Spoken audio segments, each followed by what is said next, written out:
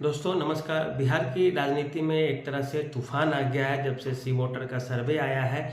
सीटों की संख्या नीतीश कुमार की कितनी है, राजद की कितनी है, जदयू की कितनी है, भाजपा की कितनी है, तीसरा फ्रंट खुलेगा तो उसकी कितनी है, इस चीज़ को लेकर के अब सारे के सारे राजनीतिक दलों की नींद उड़ गई है।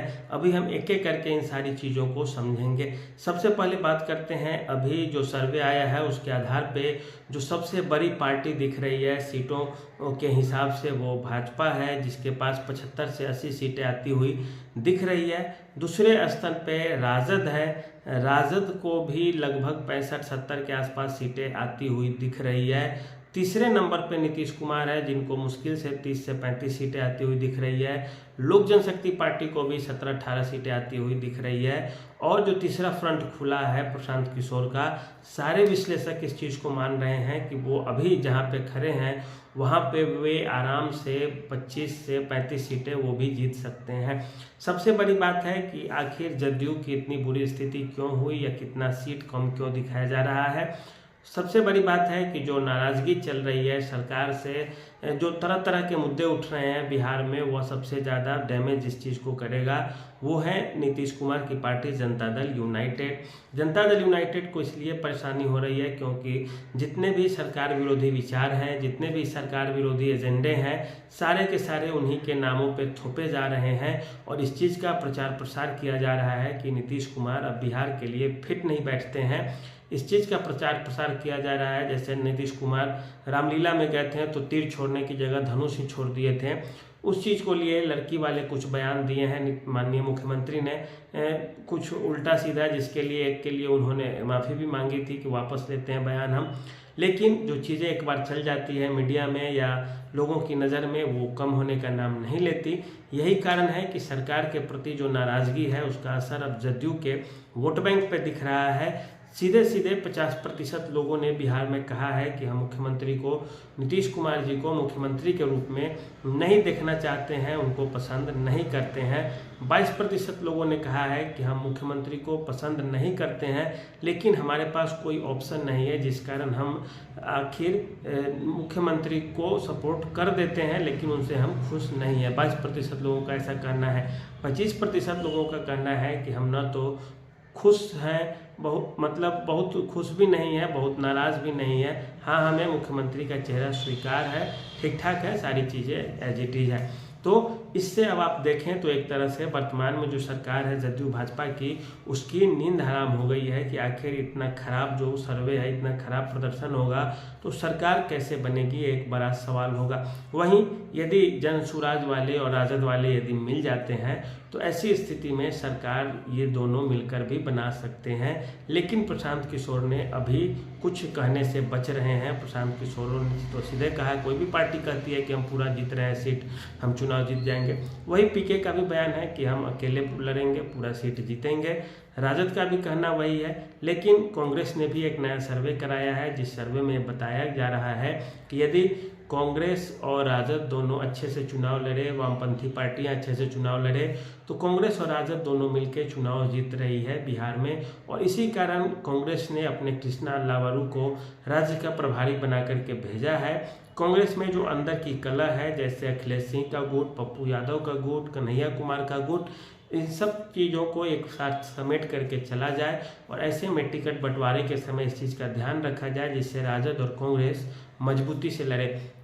कांग्रेस की स्थिति क्या है, कांग्रेस की ताकत क्या है, वो अरविंद केजरीवाल दिल्ली में समझ गए हैं। दिल्ली में कांग्रेस ने अरविंद केजरीवाल को सीधे सीधे हरा दिया, तीसरा मोर्चा खोल के। बिहार में भी वो ना हो, इस कारण अब कांग्रेस तेजस्वी को भी डरा रही है इस बहाने, और तेजस्वी भी चौकन्ने हैं। तेजस्वी और कांग्रेस दोनों कोशिश करेंगे कि हम बहुत मजबूती से चुनाव लड़ें, मजबूती से चीज़ों को समझें, देखें, तभी जाकर कुछ हो सकता है। अन्यथा दोनों दो फार होंगे तो दोनों बुरे तरीके से बिहार की राजनीति से गायब हो जाएंगे। जदयू भाजपा को इस चीज़ का इंतजार होगा ही होगा कि ऐसी स्थिति हो कि हम सीधे सीधे बैठे बिठाए चुनाव जीत जाए। लेकिन बिहार में इन सब चीज़ों के बावजूद तीसरा फ्रंट प्रशांत किशोर का है। ये जदयू के लिए भी उतने ही खतरनाक हैं जितने कि राजद के लिए है, भाजपा के लिए भी हैं, क्योंकि भाजपा अब समझ रही है कि हमसे सवर्ण वोट बैंक जो है वो खिसकता जा रहा है। इसी कारण नए मंत्रिमंडल में आप देखे होंगे कि सवर्णों को भरपूर मात्रा में मंत्रालय दिए गए हैं, राजपूत और भूमिहार दोनों जाति को लाया गया है, जबकि पहले से ही विजय सिन्हा जैसे भूमिहार नेता थे। इसके अलावा राजपूत नेता भी थे ही भाजपा मंत्रिमंडल में, फिर भी लाया गया है कि सवर्णों की नाराजगी को कम की जा सके। और इन सब चीज़ों के अलावा आप हर चीज़ देखने के बावजूद यदि समझे तो सरकार से काफ़ी नाराज़गी है बिहार में। एक तरह से वो नाराज़गी वोट में न बदले, इसका डर आरएसएस और बीजेपी दोनों को है।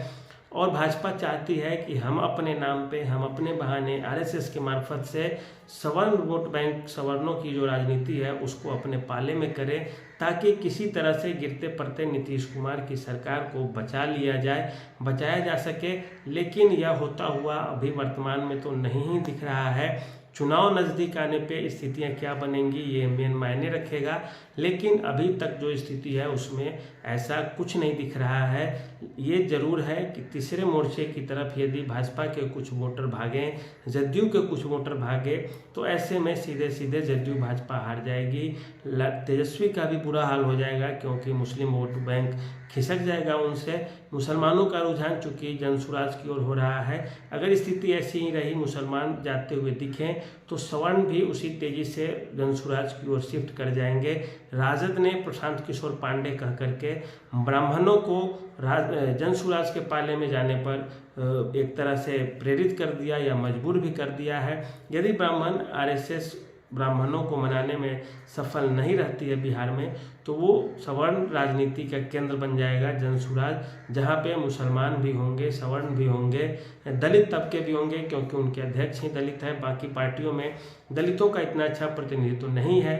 चिराग पासवान की बात करें तो चिराग पासवान का प्रशांत किशोर खुद अपने मुंह से कह चुके हैं कि बड़े सधे हुए नेता है, ईमानदार नेता है। इस कारण ये भी संभावना जताई जा सकती है कि चिराग पासवान प्रशांत किशोर को हो सकता है पीछे से सपोर्ट कर दें या उनके पाले में चले जाए चुनाव आते आते, क्योंकि जब धूड़ बनेगी या गोलबंदी होगी तो तमाम पार्टियों की होगी।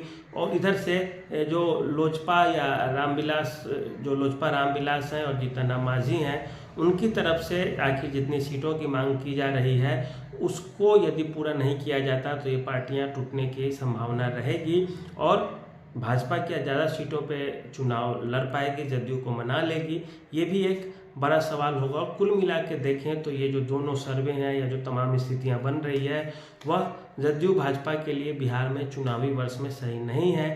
सड़कों पे छात्र आंदोलन कर रहे हैं, जो नौकरी वाले हैं लोग हैं वो आंदोलन कर रहे हैं, शिक्षक नाराज है, शराबबंदी को लेकर के नाराजगी चल रही है लोगों में, और तमाम तरह की जो नाराजगी यदि वोट में तब्दील होती है तो फिर सरकार का जाना निश्चित है। और इस पर ज़्यादा संभावना दिखेगी कि यहाँ पे या तो तीसरा फ्रंट आए या दूसरा फ्रंट आए, या तो तेजस्वी की बल्ले बल्ले हो जाए या चिराग या प्रशांत किशोर की बल्ले बल्ले हो जाए, और नुकसान सरकार को सीधा सीधा होता हुआ दिख रहा है। लेकिन समय है अभी, देखिए आरएसएस एक्टिव होगी, 3S फार्मूला लगाया जा रहा है बिहार में, बीजेपी भी एक्टिव हो रही है, कुछ न कुछ तो होगा ही होगा आखिर, और इसके बाद ही कुछ कहा जा सकता है। तो अभी के लिए इतना ही रहने दीजिए। कैसी लगी है समीक्षा आप हमें बताइएगा।